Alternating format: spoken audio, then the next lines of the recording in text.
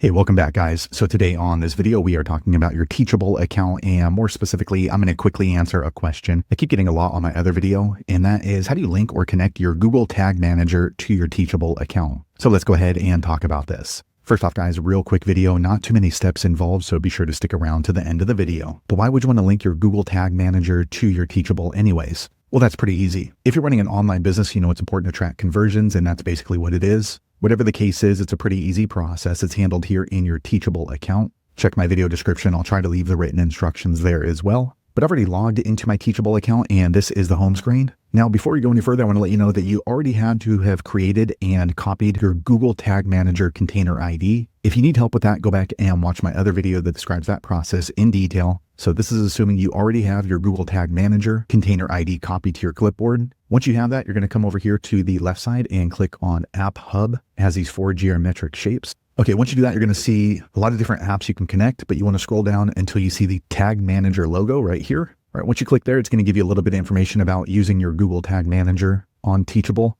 but you want to click on this turquoise install button. All right, once you do that, you're going to go ahead and paste in your Google Tag Manager container ID right here. Once you've done that, you want to click on this turquoise install button. So there you have it, guys. If you're wondering how to link or connect your Google Tag Manager to your Teachable account, that's the easiest way I know how to do it. If you know an easier way, be sure to leave a comment below. Let the rest of us know how you did it. Hopefully you found that video useful. If so, click thumbs up or maybe consider subscribing to my channel, and I hope to see you on the next video. Thanks again for watching.